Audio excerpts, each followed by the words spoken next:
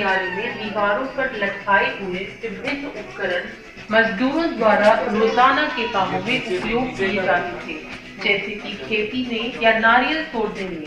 गोवा का मुख्य उपज चावल और नारियल है। दाई दीवार पर लकड़ी की लंबी क्षैतिज पट्टी से जुड़ी जो कम लंबाई की ऊर्ध्वाधर पट्टी है, वो हल है, जो खेत और नारियल फूस को जोतने के लिए इस्तेमाल होता था। ये हल दो बैलों की मदद से चलाया जाता था। आगे दूसरे गलियारे की ओर बढ़े।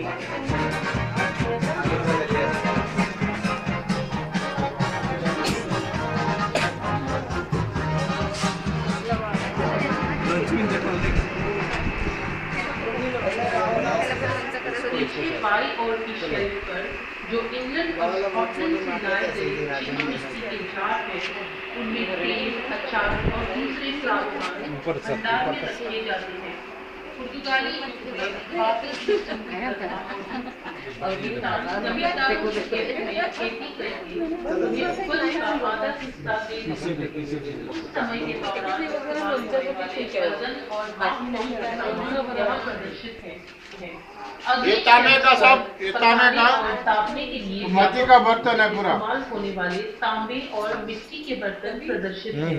हर बर्तन का एक विशेष उपयोग होता था। कृपया ऊपर दीवार में हड्डियां देखो सब।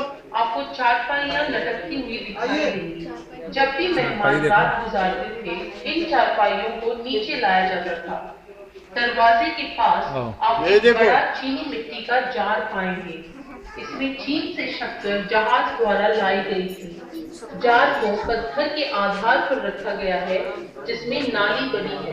नाली में पानी भरा जाता था ताकि चीनियों को शक्कर से दूर रख सके। गलियारे के आखिर में नहाने का कमरा है। उन दिनों में भी महिलाओं का चित्र द्वार पर चित्रित किया जाता था ताकि पता चल सके कि यह महिलाओं का नहाने का कमरा है। दरवाजे के बाहर का चूल्हा नहाने का पानी गर्म करने के लिए था। नहाने के कमरे की दाईं ओर का कमरा पुरुषों का नहाने का कमरा और शौचालय है। देखो ये कहते हैं शौचालय भी देख लो यार।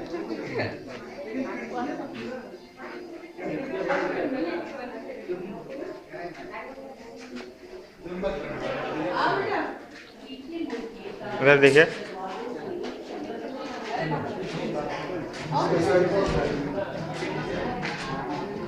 कभी तुम जल्दी आ रहा टाइम मत लगाओ।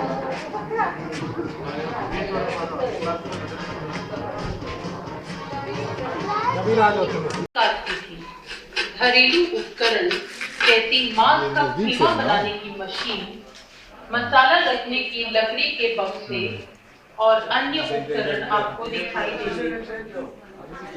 बड़े बड़े मिट्टी के मटके जो एक के ऊपर एक ढेर करके रखे हैं, वे सेकने के अवन का काम करते थे।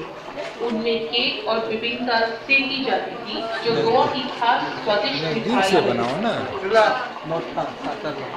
दरवाजे के पास जो चूल्हा है, उसके 5 मुंह पहले 2 खाना पकाने के लिए इस्तेमाल होते थे और पीछे के 2 खाना गर्म रखने के लिए या फिर ढके जाते थे ताकि ऊर्जा बचा सके।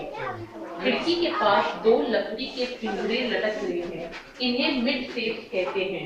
इनमें पका हुआ खाना धूल, मक्खियों और अन्य कीड़ों से बचाकर रखा जाता था।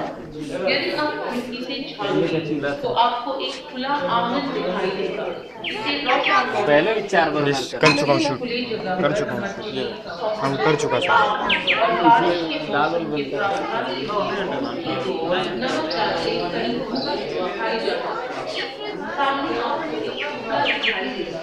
ये पुतला रोम में पाए जाने वाले जमाने का कवर कर चुका हूँ यार। बनी प्रतिमाएं। अब आगे के कमरे की तरफ बढ़े।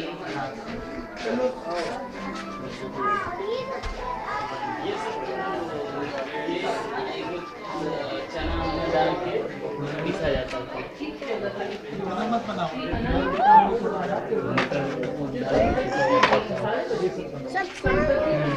सर्वाधिक मामले जैसे खाते, कृषि उत्पादन, मजदूरों का भुगतान यही संभालते थे। पर लकड़ी की मचान पर उनका प्रार्थना स्थल है, जिसे देवाड़ो कहते हैं। इस देवाड़ो पूर्व दिशा में स्थापना करता है। अराउजो अल्वारेस परिवार के पास असामान्य शंख थे, जिनमें दाई कोने गुलाब होता था। श्री अनंत इन शंख का इस्तेमाल पूजा पाठ में करते। कुछ मंदिरों में अभी भी इन अनंत शंखों का प्रयोग पूजा के लिए होता है। अधिवक्ता यूफिमियानो के सबसे छोटे बेटे श्री श्री अनंत से प्रभावित होकर श्री महेंद्र ने हिंदू धर्म के बारे में जानकारी हासिल की। इससे उनकी रुचि भगवान गणेश की विभिन्न अवतारों में प्रतिमाएं इकट्ठा करने में लगी। इस रुचि को श्रीमती रजनी गुप्ते ने ऐसी प्रतिमाओं का संग्रह यहाँ प्रदर्शित है। मिट्टी से लेकर सोने तक की और आधे सेंटीमीटर मतलब एक चावल के दाने से लेकर 30 सेंटीमीटर तक की मूर्तियाँ यहाँ मौजूद हैं।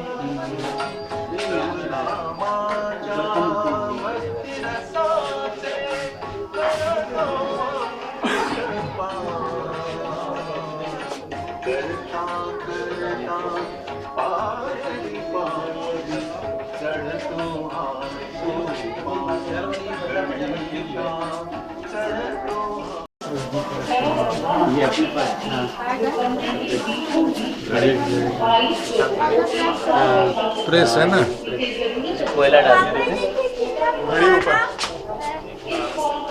प्रेस है बेटा, वो कपड़े प्रेस करने के लिए सब तीनों प्रेस है। पांचों प्रेस है। डाइनिंग टेबल इस कालीन का प्रयोग चर्च में दौरा की शादी के दौरान हुआ। बाद में अधिवक्ता यूफिमियानो और मार्गरीटा की शादी में भी इस कालीन का प्रयोग हुआ और आखिर में श्री महेंद्र की शादी में हुआ। दीवार की अलमारी में जो क्रॉकरी है वो चीन, जापान और मकाओ से लाई गई है। इस घर की वस्तुएं जैसे क्रॉकरी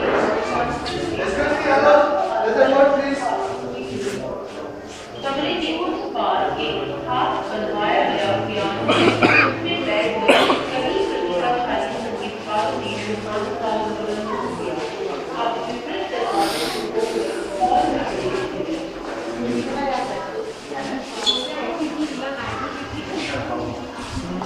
क्या चीज?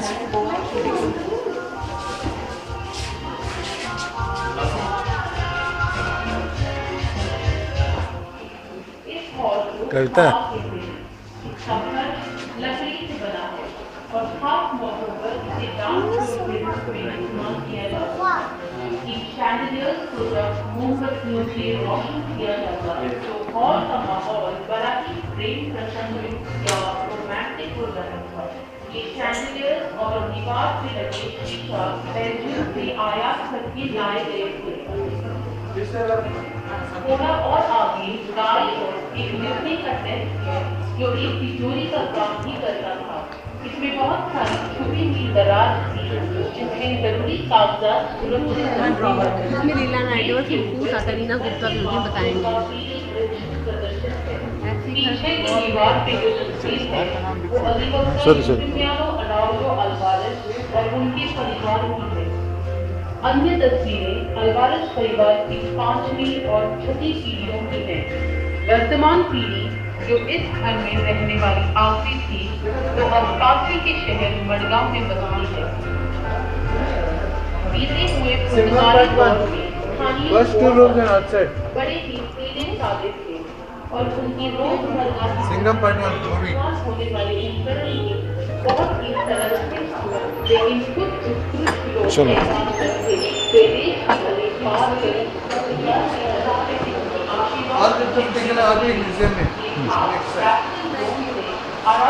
यहाँ खड़े हो जाओ। कबीर, चीकू चीकू जल्दी खड़े हो जाओ। कबीर भी पालकी में बैठते और 4 समर्थ शरीर वाले कुम्हार पालकी को अपने कंधों या सिर पर उठाकर चलते थे। आपके आगे जो तस्वीर है वो संत मीराबाई की मूर्ति की है। इसे केवल एक ही लैटरल के पत्थर से तराशा गया है। एंसेस्ट्रल गोवा की अवधारणा करने वाले श्री महेंद्र अल्वारेस ने अकेले ही पारंपरिक औजारों के माध्यम से इस मूर्ति का रूप दिया। इनके परिश्रम और प्यार से बनी इस मूर्ति को भारत में एक ही लैटराइट के पत्थर से तराशी गई सबसे लंबी मूर्ति होने की मान्यता मिली है। अब कृपया बाहर चलकर सदियों पहले के गोवा का दृश्य मेरे आवरण की वजह से। अरे बाबा, ये तो हम गोवा वासियों का बरसाती चढ़ावा है। पूरी तरह ताड़ के पत्तों से बना ये चढ़ावा हमें बारिश के पानी से और कड़ी धूप से ही बचाता था। पूरी तरह प्राकृतिक होने की वजह से ये बायोडिग्रेडेबल भी था। क्यों, हम लोग सच में थे ना पर्यावरण के अनुकूल। वास्तव में गुजरे जमाने में हम गोवावासी प्रकृति पर ही निर्भर थे। हमारे खान पान में भी प्रकृति से मिलने वाले कभी होता था और हमारा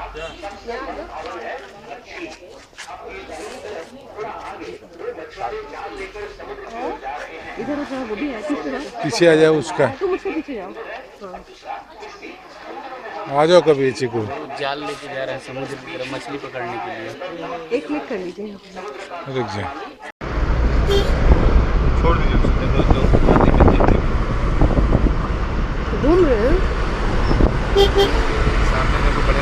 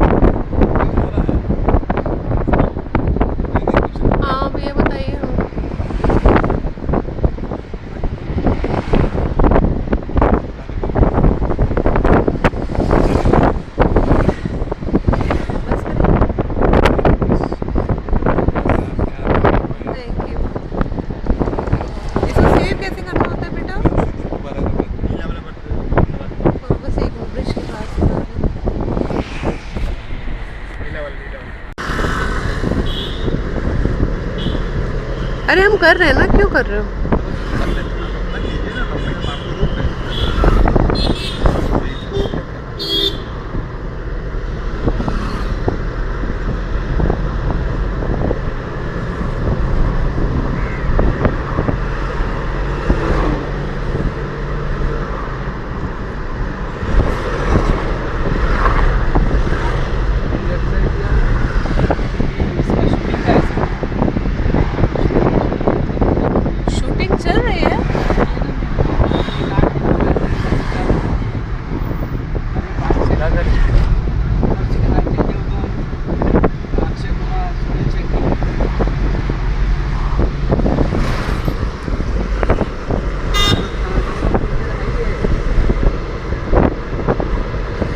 लोग इधर, इनका अपना बंगलो है यहाँ पे। क्या कह रही है ये शाहरुख खान वगैरह? हाँ अच्छा, बहुत सुंदर।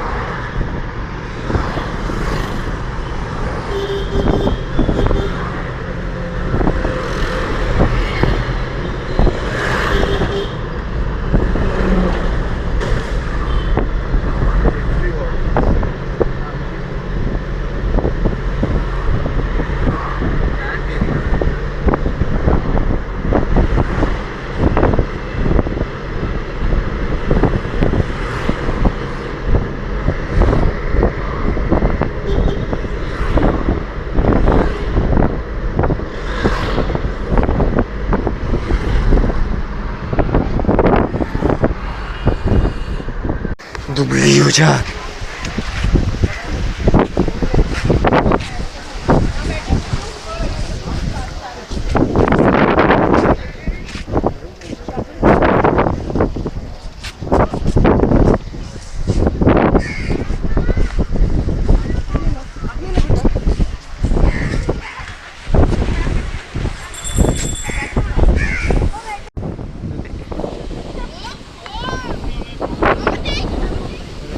तो अपना काम करो।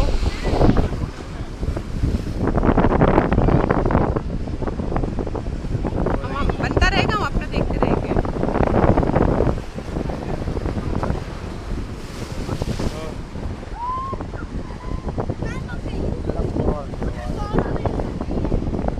इसका कैमरा नीचे है कि ऊपर है? हम ऐसे पकड़ लेते हैं कि वो देख सकते। नीचे है।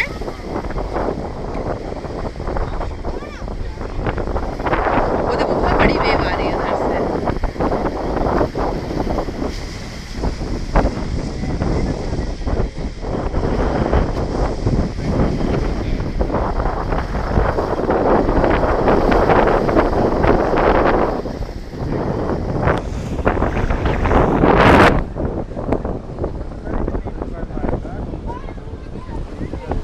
देखो कैसे गड्ढा सा हो गया चिकू। देखो वापस जा रही थी।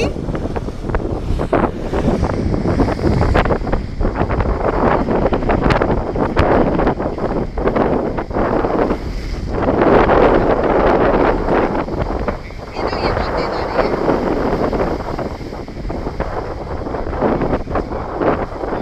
ये वाली तेज आ रही है।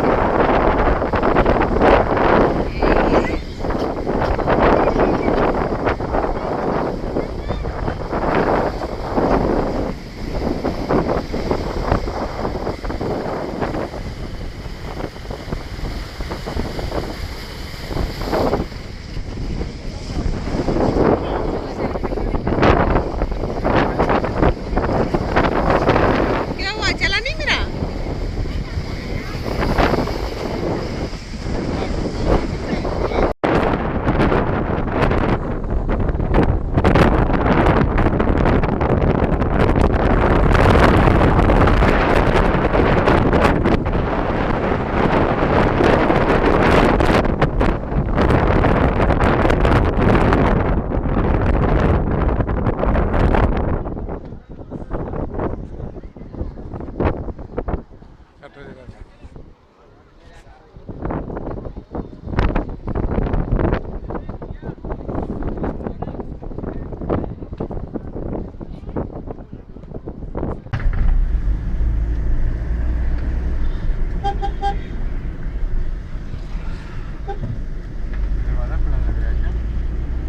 नहीं नहीं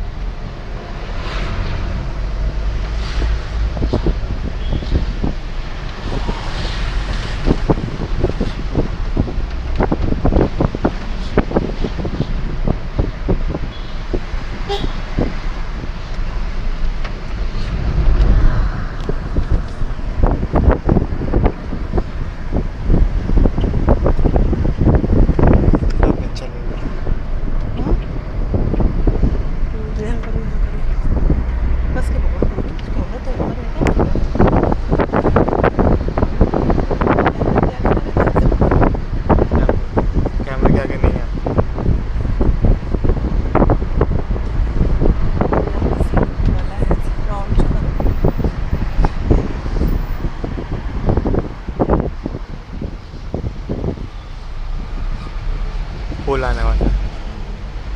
ये तो शूट कैमरा इधर की तरफ है ना, इसको यूं पकड़ लो ऐसे हाँ ये मजे में।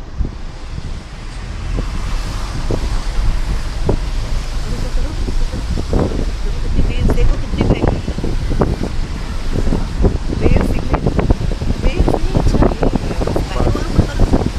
आ रहा है यार सारा।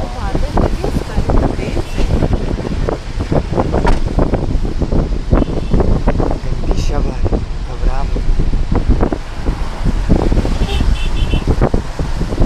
मालूम सारे यार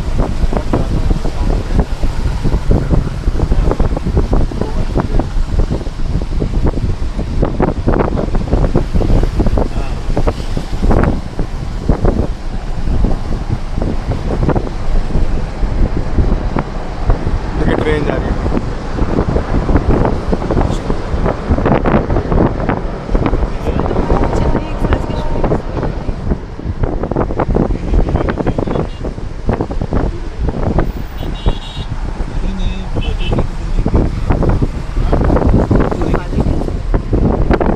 हाँ कर लिया हाँ, शूट कर रहे हो।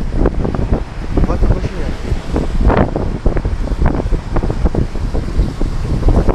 याद है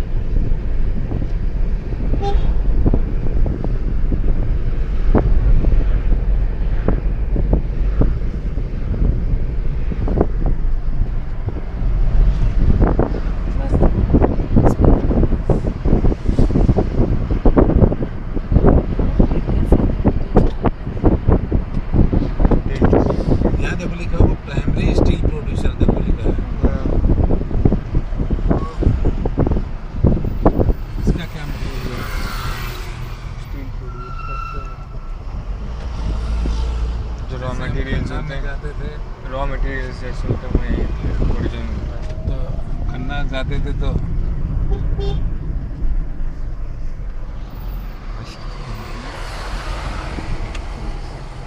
वहाँ